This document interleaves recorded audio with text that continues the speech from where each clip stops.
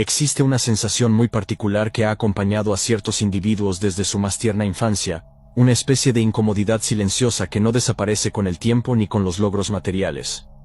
Es la profunda e inquebrantable sospecha de que hay algo fundamentalmente extraño en el funcionamiento del mundo. Seguramente te ha sucedido que, al observar el comportamiento de las masas, al escuchar las conversaciones triviales en una reunión familiar o al ver la histeria colectiva en las noticias, sientes que estás observando una especie de obra de teatro mal dirigida donde todos sobreactúan y nadie parece darse cuenta del guión. No es arrogancia ni es un complejo de superioridad, es una desconexión vibratoria real. Sientes que, aunque tu cuerpo biológico es idéntico al de los demás, tu sistema operativo interno es completamente incompatible con el entorno. Has tratado de adaptarte, has intentado reírte de las mismas bromas y preocuparte por los mismos dramas temporales, pero siempre terminas regresando a esa soledad esencial, a esa sensación de ser un extranjero varado en una tierra donde nadie habla tu idioma natal. Durante siglos, las instituciones religiosas y la psicología moderna han tratado de etiquetar esto como un problema. Te han dicho que necesitas integrarte, que debes ser más social, que debes tener más fe o que simplemente estás deprimido.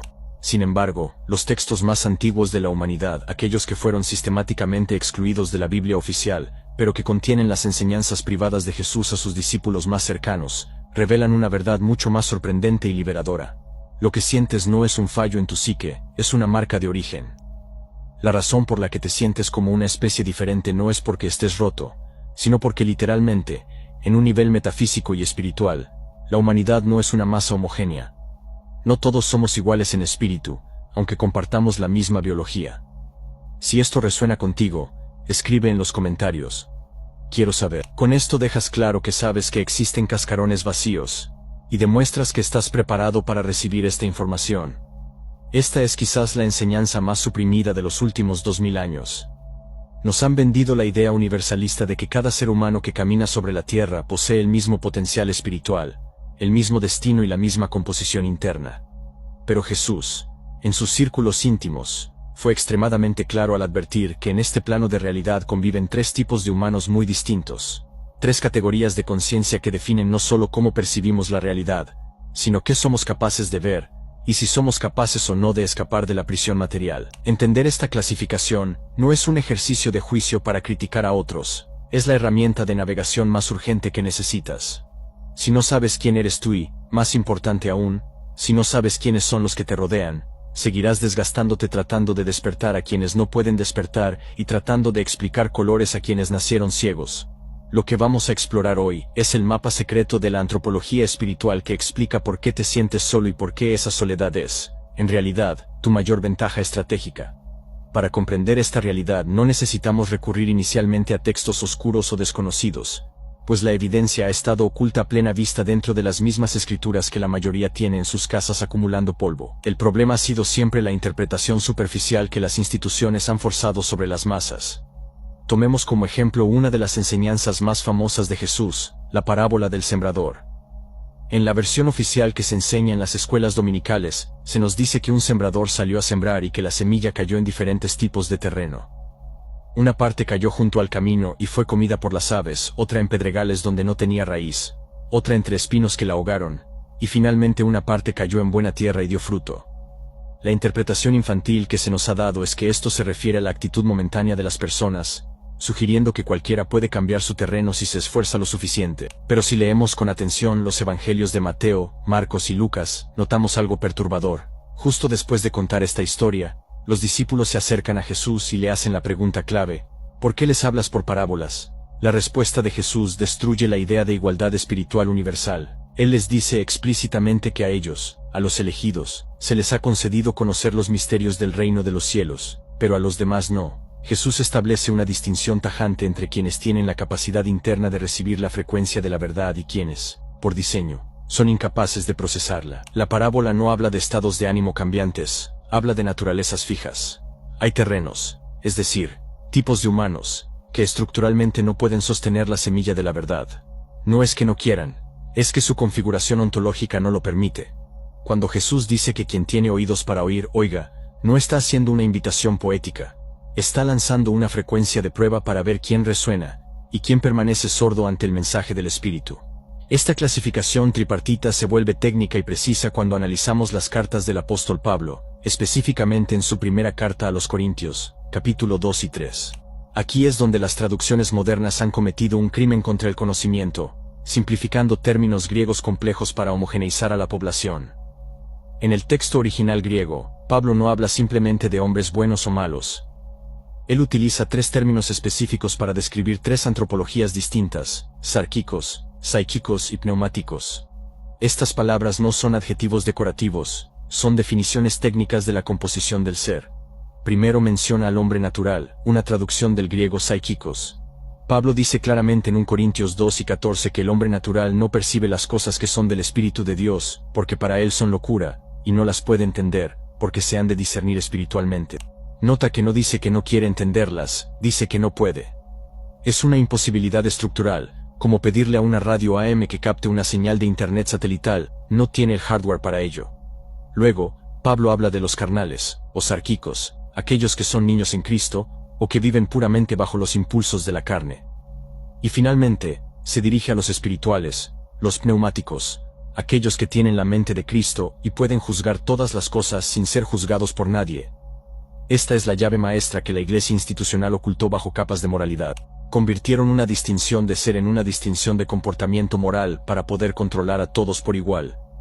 Pero la realidad es que tú has sentido esta división toda tu vida. Has sentido cómo, al intentar compartir una visión profunda o una intuición espiritual con ciertas personas, tus palabras parecen rebotar contra un muro invisible. Has notado esa mirada vacía en los ojos de tu interlocutor, esa incapacidad absoluta de captar el matiz de lo que dices. No es que no te expliques bien, es que estás intentando comunicar datos de una frecuencia superior a un receptor que solo capta frecuencias terrestres. Quiero hacer una pausa aquí y pedirte que reflexiones sobre tu propio entorno. Es probable que hayas experimentado esa barrera invisible incluso con tu propia familia o dentro de congregaciones religiosas. Si alguna vez has sentido que hablas un idioma diferente, que tus preocupaciones por la trascendencia son vistas como locura o intensidad innecesaria por los demás, te invito a que dejes un comentario abajo compartiendo esa experiencia. Entender esto es vital porque nos libera de la culpa. Nos libera de la frustrante carga de intentar despertar a todos. Jesús no intentó despertar a todos. De hecho, a menudo ocultaba sus milagros y hablaba en códigos para que solo los suyos entendieran. Él sabía que la verdad es una sustancia volátil que puede destruir a quien no tiene el recipiente adecuado para contenerla. Ahora que hemos establecido que esta división no es un invento moderno ni una herejía, sino la base misma de la enseñanza apostólica original y de las palabras de Cristo, es momento de adentrarnos en la primera de estas categorías. Debemos analizar el nivel más básico de existencia humana, el grupo más numeroso, y el que sostiene la estructura física de este sistema de control: los hombres de materia, el primer tipo de humano, y el que constituye la vasta mayoría de la población mundial. Es lo que los antiguos gnósticos y el mismo Pablo identificaron como el hombre ílico, derivado de la palabra griega hile, que significa materia. En la terminología paulina, estos son los sárquicos en su expresión más densa. Definir a un ílico no requiere misticismo complejo, basta con observar el funcionamiento mecánico de la sociedad moderna. El ser ílico es aquel cuya conciencia está totalmente identificada y limitada por su realidad biológica y material. Para este tipo de humano, no existe nada más allá de lo que sus 5 sentidos pueden percibir y verificar. Su vida es una secuencia lineal de nacimiento, reproducción, acumulación de recursos, búsqueda de placer sensorial y muerte. No debemos caer en el error de pensar que los ílicos son personas malvadas o siniestras. De hecho, la mayoría son ciudadanos funcionales, vecinos amables y trabajadores incansables. El rasgo distintivo no es su moralidad, sino su total ausencia de curiosidad trascendental. Son, en un sentido muy literal, parte del escenario de este mundo. Funcionan bajo un sistema de estímulo y respuesta casi algorítmico. Si el sistema les dice que tengan miedo, tienen miedo. Si la moda dicta que deben desear cierto objeto, lo desean con fervor.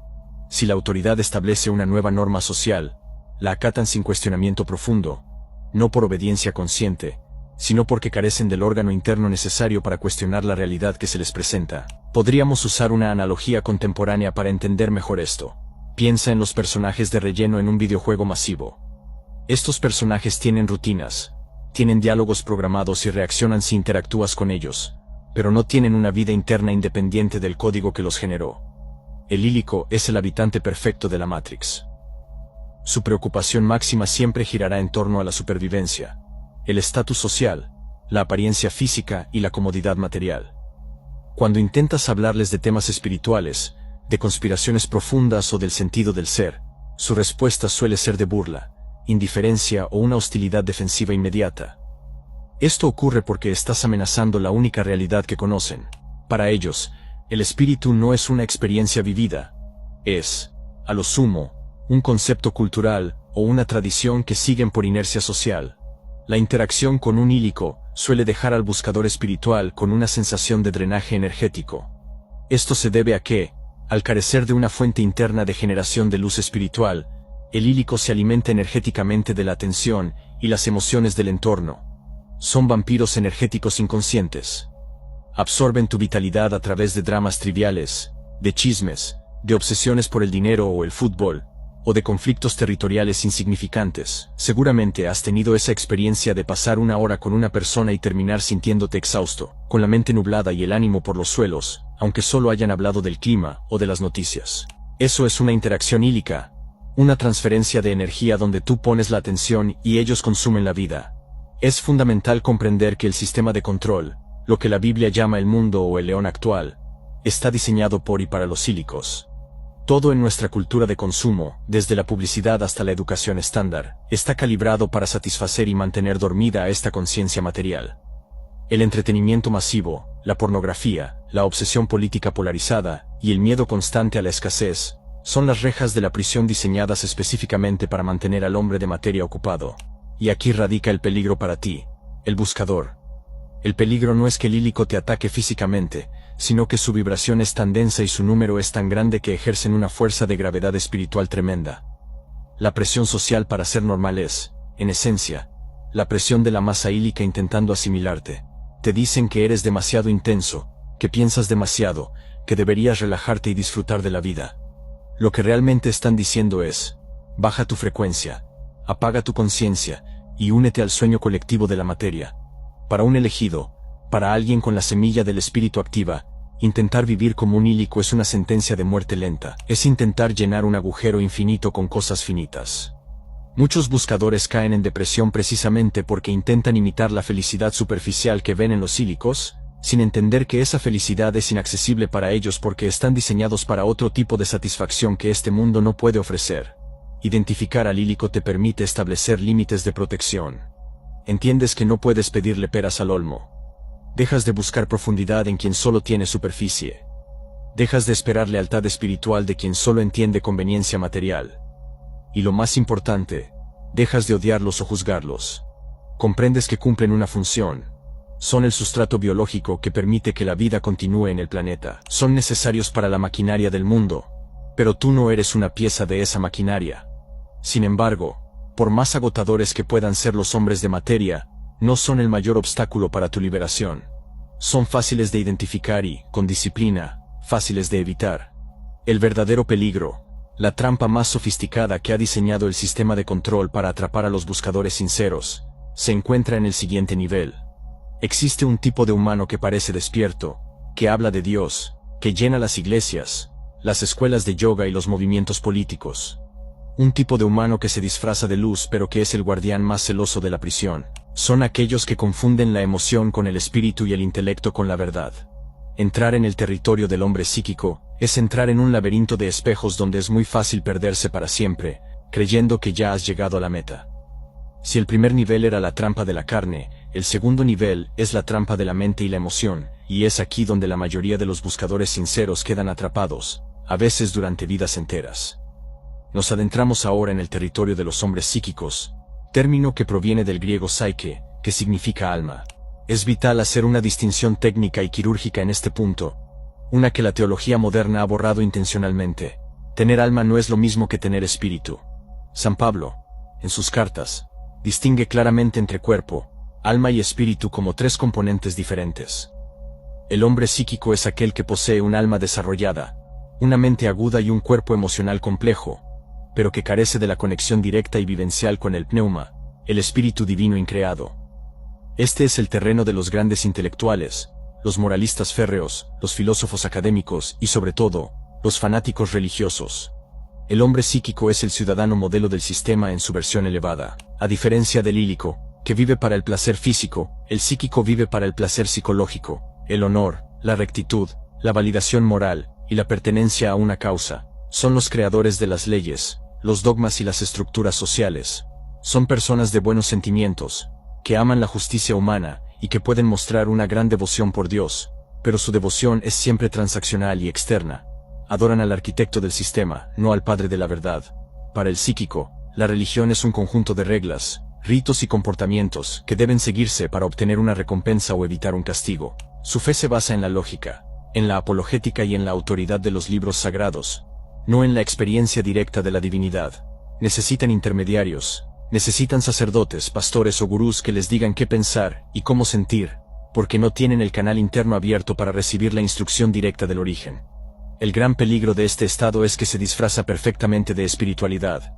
Un hombre psíquico puede memorizar toda la Biblia, puede meditar horas al día, puede hacer obras de caridad admirables, pero todo lo hace desde la estructura del ego refinado. Su yo espiritual es simplemente una máscara más sofisticada que el yo material del lílico. Mientras el lílico dice soy mi cuerpo, el psíquico dice soy mis creencias. Y es precisamente esta identificación con la creencia lo que los vuelve peligrosos para el verdadero elegido. La historia nos muestra que los mayores perseguidores de los profetas y de los gnósticos nunca fueron los ateos ni los materialistas indiferentes. Fueron siempre los hombres psíquicos, los celosos de la ley que no podían soportar la libertad de aquellos que operaban bajo el espíritu. Fueron los fariseos, hombres de alta moral y estudio riguroso, quienes entregaron a Jesús. No lo hicieron por maldad pura, sino porque la presencia de un verdadero neumático, alguien conectado sin filtros a la fuente, amenazaba la estructura lógica y ordenada de su religión. La interacción con un psíquico es confusa porque hablan un lenguaje similar al tuyo, pero el significado es opuesto. Si les hablas de Dios, ellos asienten, pero se refieren al administrador de este mundo, mientras tú te refieres a la fuente inefable fuera del tiempo. Si les hablas del bien, ellos piensan en la moral social, mientras tú piensas en la liberación de la conciencia. El psíquico busca consuelo, seguridad y respuestas claras. Odia la paradoja y el misterio. Quiere un Dios que quepa en una caja lógica y que premie a los buenos y castigue a los malos según los estándares humanos. Cuando un buscador genuino, impulsado por el espíritu, comienza a cuestionar los dogmas o a sugerir que la verdad es más vasta que la institución, el psíquico reacciona con miedo y agresión. Te acusarán de hereje, de loco o de arrogante, porque tu sola existencia les recuerda inconscientemente que su mapa de la realidad es incompleto. Es crucial entender que el alma, la psique, es parte de la creación de este mundo. Es el software avanzado que permite la autoconciencia, la emoción y el razonamiento, pero sigue siendo parte del sistema. El alma puede ser manipulada, puede ser programada con culpa, miedo y vergüenza. El espíritu, en cambio, es inviolable. El drama del hombre psíquico es que puede intuir la existencia del espíritu, puede leer sobre él y desearlo, pero trata de alcanzarlo a través del esfuerzo mental y la disciplina moral, lo cual es imposible. Es como tratar de llegar a la luna subiendo una escalera muy alta. No importa cuánto te esfuerces, el vehículo es incorrecto. Esta es la tragedia de la religiosidad organizada. Millones de almas sinceras dando vueltas en círculos, obedeciendo reglas humanas con la esperanza de ganar un cielo espiritual, cuando la llave nunca estuvo en la obediencia, sino en el reconocimiento de una naturaleza diferente. Si te has sentido asfixiado dentro de las iglesias o grupos espirituales, si has sentido que las respuestas de los líderes religiosos eran superficiales o infantiles, es porque tu naturaleza excede el nivel psíquico. Has tratado de encajar tu océano en sus vasos de agua y te has derramado. Has sentido la culpa de no ser un creyente normal, de tener dudas que nadie más parece tener, de necesitar una verdad que rompa los huesos y no solo un consuelo que acaricie el ego. Esa incomodidad es tu salvoconducto. Te indica que no perteneces a la administración del sistema. Si no encajas con los materialistas dormidos ni con los religiosos devotos del orden, entonces queda una sola posibilidad, una opción que conlleva una responsabilidad aterradora y maravillosa, y que explica por qué tu vida ha sido una serie constante de crisis y despertares. Llegamos ahora al núcleo de la revelación, al grupo minoritario al que Jesús dirigía sus enseñanzas secretas y al que Pablo llamaba los pneumáticos, los hombres espirituales. La palabra pneuma en griego significa aliento, viento o espíritu. Ser un neumático no significa ser santo, ni perfecto, ni moralmente superior en el sentido humano. Significa poseer un componente ontológico activo que no proviene de este sistema de realidad, la chispa divina, la semilla del Padre verdadero que quedó atrapada en la materia. Mientras el lílico es cuerpo y el psíquico es cuerpo y alma, el neumático es cuerpo, alma y espíritu. Esta tríada completa es lo que genera el conflicto interno perpetuo que define tu existencia. La característica principal de un neumático es una nostalgia incurable. Desde que tienes uso de razón, has sentido que este mundo no es tu casa. No es una metáfora poética, es una sensación visceral de exilio. Miras las estrellas y sientes que olvidaste el camino de regreso. A diferencia del psíquico que busca adaptar el mundo a sus creencias, o del lílico que se adapta al mundo tal como es, el neumático siente que el mundo mismo es un error, una distorsión, algo que está fundamentalmente fuera de lugar. Esta sensación de no pertenencia suele diagnosticarse erróneamente como depresión o ansiedad, pero en realidad es la respuesta inmune de tu espíritu rechazando un entorno que es hostil a su naturaleza. Eres un animal acuático tratando de vivir en el desierto. Tu sufrimiento no es enfermedad, es deshidratación espiritual. El neumático posee la capacidad de la gnosis, que es el conocimiento directo e intuitivo de la verdad. No necesitas que nadie te explique qué es lo correcto o lo verdadero. Cuando escuchas la verdad, esta resuena en tu pecho como una campana. Lo sabes. No lo crees, lo sabes. Por eso los neumáticos son los peores seguidores de cultos o religiones organizadas. Son ingobernables por naturaleza. Pueden fingir sumisión por un tiempo para sobrevivir socialmente, pero internamente siempre mantienen una soberanía feroz. El espíritu dentro de ti no responde a jerarquías humanas, solo responde a la resonancia de la verdad. Esta es la razón por la que Jesús dijo: mis ovejas oyen mi voz y me siguen. No dijo mis ovejas leen teología y se convencen, dijo oyen. Es una frecuencia, un reconocimiento vibratorio instantáneo entre la fuente y la chispa. Sin embargo, ser un neumático en un mundo diseñado para ílicos y psíquicos es extremadamente doloroso antes del despertar. La alta sensibilidad es su marca. Percibes la mentira detrás de las sonrisas, sientes la densidad de los ambientes, absorbes las emociones ajenas aunque no quieras. El sistema educativo y laboral te parece una tortura absurda, una repetición mecánica sin sentido. A menudo, el neumático intenta adormecer esta sensibilidad con vicios o distracciones, tratando de apagar el ruido ensordecedor de un mundo que le resulta caótico y violento. Muchos de los llamados ovejas negras de la familia, los rebeldes, los inadaptados, son en realidad neumáticos que no han entendido su naturaleza y están tratando de romperse a sí mismos para encajar en moldes demasiado pequeños. La paradoja del elegido es que, teniendo el mayor potencial, suele tener la vida más difícil. Esto no es un castigo, es un entrenamiento y una fricción necesaria. El espíritu solo despierta bajo presión. La comodidad es el veneno del pneuma. Si el mundo te satisficiera, te quedarías dormido para siempre. El dolor, la traición, la pérdida y la soledad son las herramientas que el universo utiliza para romper la cáscara de tu alma y permitir que el espíritu emerja. El hombre psíquico puede ser feliz en este mundo si sigue las reglas. El neumático jamás podrá ser feliz aquí en el sentido convencional. Solo puede hallar la paz cuando deja de buscar satisfacción afuera y se vuelve hacia adentro, hacia esa chispa silenciosa que ha estado esperando ser reconocida. Tu angustia existencial es la prueba de tu elección. Si fueras del mundo, el mundo te amaría como a uno de los suyos, dijo Jesús. El hecho de que sientas fricción, de que sientas que vas a contramano en una autopista donde todos van en la dirección opuesta, es la confirmación de tu estatus. No estás loco, estás despertando en un manicomio. Pero saber quién eres es solo el primer paso. El problema es que este sistema no es neutral. No es simplemente un lugar donde ocurren cosas. Es una arquitectura inteligente diseñada específicamente para mantener esa chispa dormida. Existe una razón cosmológica por la cual estas tres divisiones existen, y por la cual tu despertar es considerado una amenaza para la estructura misma de la realidad. Aquí es donde entra la visión de la prisión. Aprovecho para recordarte que si aún no lo has hecho te suscribas al canal, aquí encontrarás la mejor información para el verdadero despertar. Para comprender por qué existen estas categorías, y por qué tu vida ha sido una batalla constante, debemos elevar la vista y observar la arquitectura invisible de nuestra realidad. Lo que voy a compartir ahora es la síntesis de lo que los textos de Nag Hammadi y las tradiciones de misterio han guardado celosamente. Este mundo no es la creación original y perfecta del Dios absoluto e inefable. Si lo fuera, no estaría lleno de sufrimiento, depredación y muerte. Este sistema es una copia, una simulación, o como lo llamaban los antiguos, un eón de mezcla.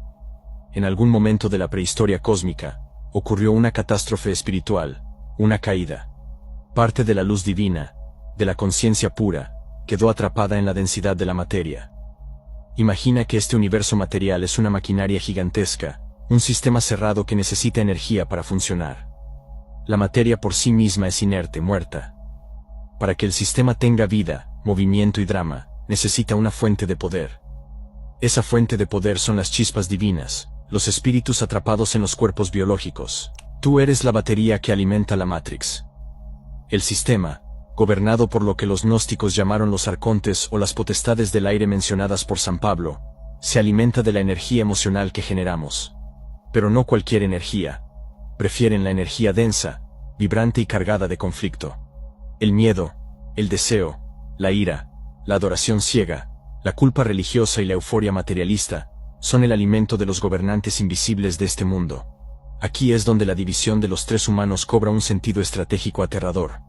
Los psíquicos son parte del sistema operativo base. Generan la energía de fondo, el ruido constante de la supervivencia y el placer básico. Son el cuerpo de la bestia. Los psíquicos son los generadores de alto voltaje emocional.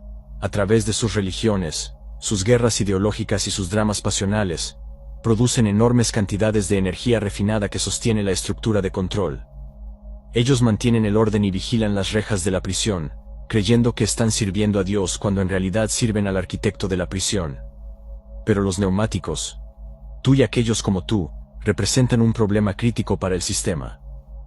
Ustedes contienen una calidad de luz que no pertenece aquí, una frecuencia que, si se activa plenamente, tiene el poder de disolver la ilusión. Un neumático despierto no solo deja de producir alimento para el sistema, deja de reaccionar con miedo o deseo ciego, sino que se convierte en un agujero en la red, un canal por donde entra la luz del verdadero Padre, desestabilizando la oscuridad programada.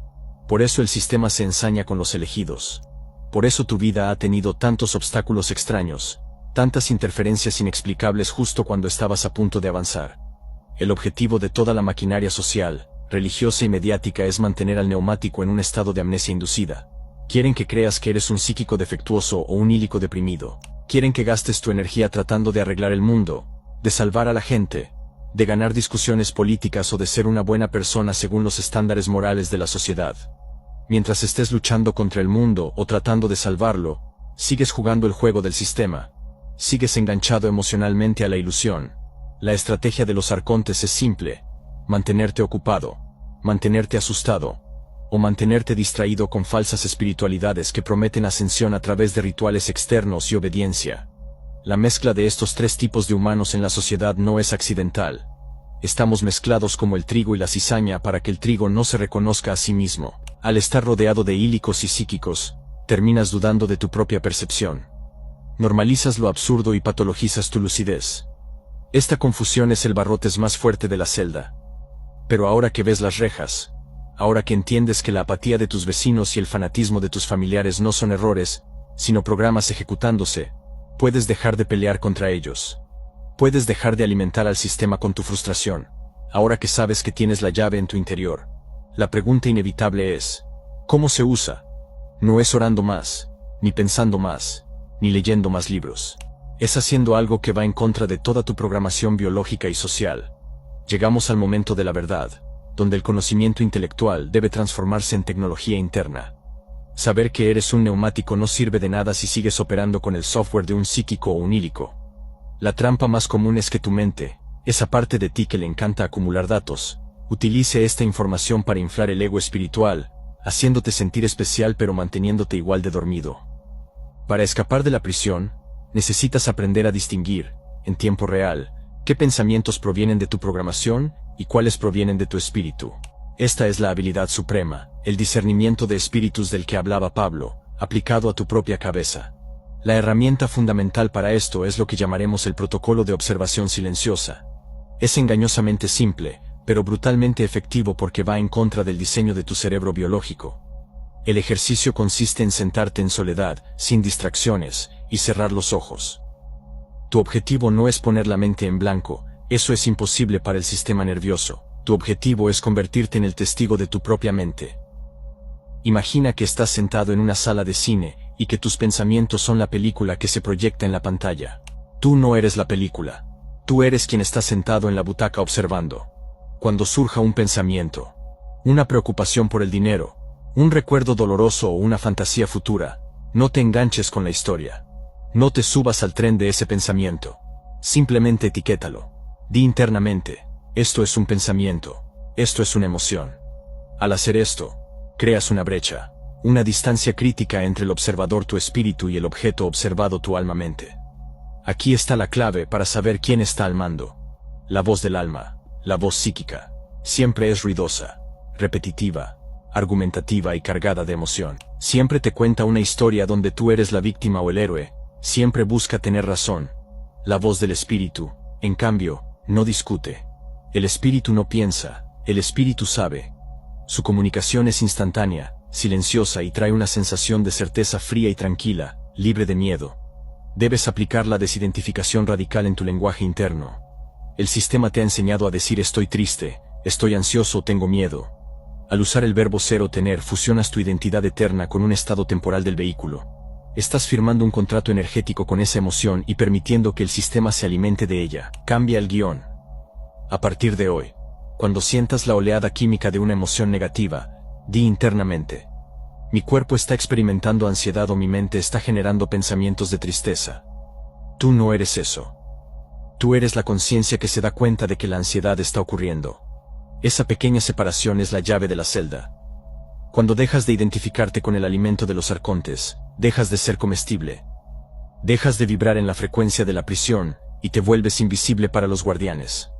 Al integrar esta práctica, te enfrentarás inevitablemente a la consecuencia final de este conocimiento, la reevaluación de tus relaciones y tu lugar en el mundo. Es posible que ahora mires a tu familia, a tus amigos de toda la vida, o a tus compañeros de trabajo, y reconozcas claramente en qué categoría operan. Verás a los psíquicos atrapados en su bucle material, y a los psíquicos defendiendo sus jaulas ideológicas. La tentación instintiva será tratar de despertarlos, sacudirlos y explicarles lo que has descubierto. Debes resistir esa tentación. Entiende esto con compasión, pero con firmeza. No puedes despertar a quien no tiene la semilla activa para escuchar el llamado. Intentar forzar la verdad en alguien que no tiene el hardware para procesarla no es un acto de amor, es un acto de violencia espiritual, y sobre todo, una pérdida catastrófica de tu propia energía. Jesús fue tajante al respecto. No deis lo santo a los perros, ni echéis vuestras perlas delante de los cerdos, no sea que las pisoteen y se vuelvan contra vosotros. No lo dijo con desprecio, sino con precisión técnica. Si intentas quitarle sus ilusiones a un psíquico o a un ílico, te atacarán, porque esas ilusiones son lo único que sostiene su realidad. Tu misión no es salvar al mundo ni cambiar a las personas que te rodean. Tu misión es salvar la chispa que habita en ti. Al hacerlo, al elevar tu propia frecuencia y salir de la matrix del miedo y el deseo, te conviertes en un faro viviente. Quizás, solo quizás, tu luz silenciosa inspire a otro neumático dormido a cuestionar su realidad, pero eso será un efecto secundario de tu propia liberación, no el objetivo de tu ego. Deja de sentirte culpable por no encajar. Deja de tratar de remendarte para ser normal. Tu inadaptación es tu mayor tesoro, es el recuerdo de tu linaje real. Has sido colocado en territorio enemigo, infiltrado en un cuerpo denso, no para que te conviertas en parte del paisaje, sino para que recuerdes quién eres y encuentres la salida. El camino es estrecho y pocos son los que lo encuentran, no porque esté oculto, sino porque requiere dejar atrás el peso muerto de las identificaciones falsas. Hoy tienes el mapa. Sabes que existen 3 tipos de humanos y sabes cuál eres tú. La prisión solo puede retener a aquellos que creen que pertenecen a ella. Tú ya no crees. Tú sabes. El juego ha cambiado. Ahora, camina como un extranjero que conoce el secreto del rey. Vive en el mundo pero no seas de él. Y observa cómo las cadenas, una por una, comienzan a caer. Nos vemos en un próximo encuentro.